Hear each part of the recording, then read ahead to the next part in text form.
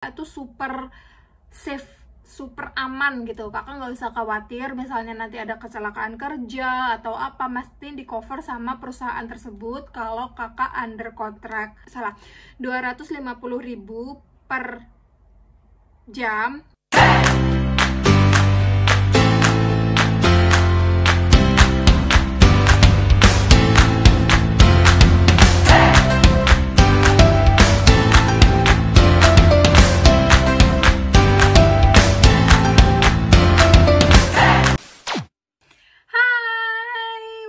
Again to my YouTube channel. Apa kabar? Hai Hawaya. Terus hari ini aku bakalan ngevlog lagi tentang gimana caranya kerja di Australia dan apa aja pertanyaan-pertanyaan yang ada di kolom komentar. Aku bakalan jawab satu persatu. Dan di occasion kali ini aku mau jelasin dulu kalau misalnya kalau aku bilang bahasa Inggris dan mungkin ada teman-teman yang tersinggung karena tidak bisa berbahasa Inggris, I don't mind it. Jadi kayak pakai bahasa Indonesia itu aku jujurnya itu takut salah, takut intonasi atau gimana ya, lebih enak ngomong pakai bahasa Inggris gitu loh.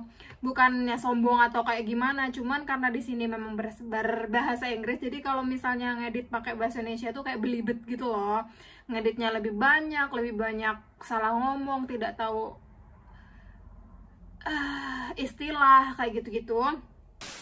Nah, ada yang bertanya, resmi tidak Kak kerja di sana? Jadi kalau di Australia itu resmi atau tidaknya itu overall resmi, pekerjaannya itu resmi karena di sini tuh saling terintegrasi. Maksudnya begini, kenapa sih ada kerjaan yang tidak resmi? Kalau yang tidak resmi itu teman-teman harus hati-hati karena biasanya itu cash on hand atau orang itu tidak bayar pajak. Si pemberi pekerja itu tidak membayar pajak kepada negara ini gitu. Jadi dia itu berusaha menghindari pajak gitu, makanya karyawannya itu cash on hand atau cash on hand itu di atas tangan.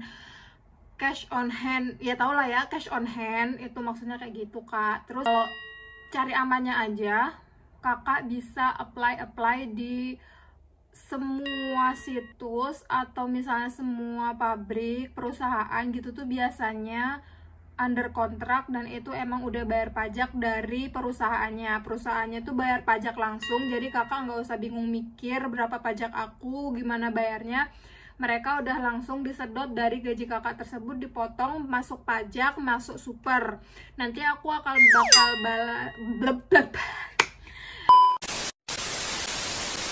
I will explain later about super and tax. Jadi super itu kayak ibaratnya bahasa Indonesianya itu kayak uang pensiun gitu Kak. Meskipun kakak yang nonton video ini tidak mendaftarkan diri di uang pensiunan, tapi perusahaan itu tetap dan wajib membayar tersebut.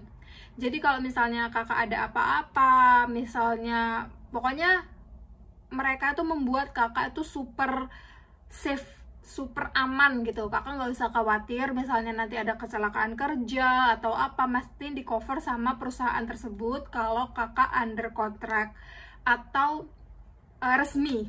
Semua tuh resmi, oke? Terus misalnya kalau nggak resmi bagaimana Kak? Sebenarnya cara membedakan itu resmi atau tidak itu gampang sekali. Kalau misalnya employernya itu bilang di website atau di post gitu ya, mereka tuh bilang standarnya Australia itu kan, aku dimana aku tinggal Canberra itu kan 25-an per hour, jadi 250.000 per jam itu tuh standarnya banget, udah terkecil lah minimal. Kalau misalnya ciri-cirinya yang mereka tidak resmi, pasti upahnya itu ada di bawah angka tersebut.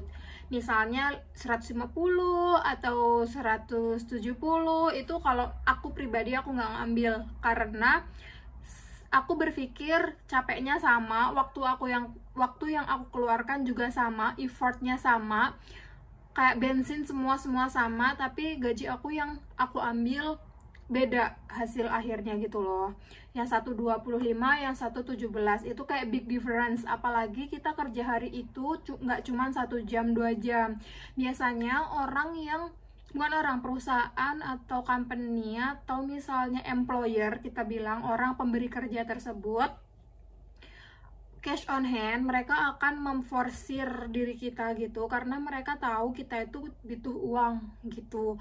Biasanya mereka perlakuan ke kita nggak dapat insurance, kita nggak bayar tax, kita nggak dapat super, dan kadang mereka itu bayarnya juga telat itu. Jadi teman-teman hati-hati, ciri-cirinya itu, pokoknya kalau gajinya lebih dari standar UMR itu bisa jadi dia bukan, iya ilegal juga sih sebenarnya, itu ilegal, bisa dinamakan ilegal. Kemudian untuk menghindari hal tersebut, jadi mereka itu untuk memotong pajak dan lain-lain itu mereka mengurangi gajinya kita gitu. Dan itu super common sekali, misalnya ada pekerjaan yang bersih-bersih atau seperti apa, mereka pasti bayarnya cash on hand karena itu lebih mudah dan itu lebih murah gitu. Tapi aku nggak ngambil yang cash on hand tuh kayaknya beresiko. Kalau misalnya aku ada apa-apa di tempat kerja, mereka tidak bisa membantu aku gitu kak. Terus macam-macam kerjaan yang ada di Australia, jangan khawatir kakak-kakak kalau misalnya udah nyampe di Australia, pekerjaan tuh banyak banget asalkan kakak bisa berbahasa Inggris. Logikanya adalah ketika kakak tidak bisa berbahasa Inggris, cara paling gampang bagaimana kakak mengetahui kakak disuruh ini atau misalnya disuruh itu, kakak tapi nggak ngerti apa-apa, terus misalnya salah paham gitu, itu adalah yang membuat kakak sendiri yang rugi. Terus biasanya kalau udah kayak gitu, misalnya ya orang Indonesia, misalnya orang Indonesia ternyata kerjanya kayak gini, nah itu tuh berakibat juga untuk orang Indonesia lain yang kita sebenarnya nggak kenal gitu loh sama mereka. Dan misalnya aku buat salah nih, aku sekarang buat salah karena aku nggak ngerti mereka ngomong apa, terus aku ngelakuin apa, terus misalnya mereka nyuruh ini, aku ngelakuinnya apa gitu. Nah mereka akan berpikir kalau oh, orang Indonesia ternyata bahasa Inggrisnya nggak bagus, kalau ngerekrut lagi jangan orang Indonesia karena akan bikin masalah di situ, kayak gitu loh, kayak ada impactnya ke belakang kayak gitu. Kerjaan banyak banget kak, cuman kalau yang working holiday visa yang kemarin aku jelasin, itu biasanya mereka kerjanya ada di kebun-kebun atau di pedalaman. Pokoknya mereka yang bisa ngebantuin perekonomian Australia itu muter kayak gitu.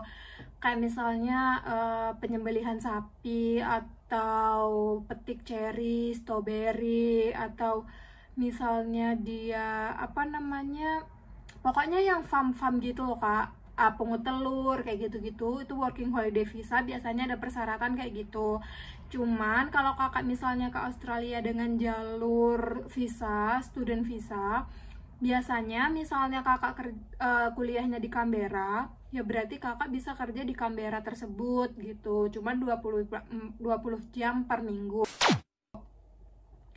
Kemudian untuk cari kerjanya kakak nggak usah khawatir, nanti aku bakal share di video selanjutnya situs-situs apa aja yang bisa kakak akses untuk cari kerja di Australia.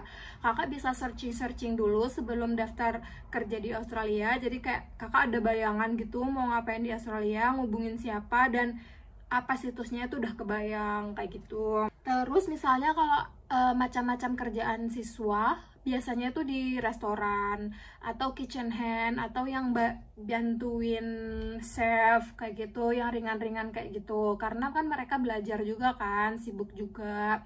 Jadi biasanya student tuh pakai yang casual. Udah itu aja, habis ini aku bakalan jelasin apa bedanya casual, part time sama full time, terus apa bedanya mereka ketiganya itu, terus sama situs-situs apa aja yang kakak bisa akses sebelum kakak pergi memutuskan kerja di Australia. Thank you.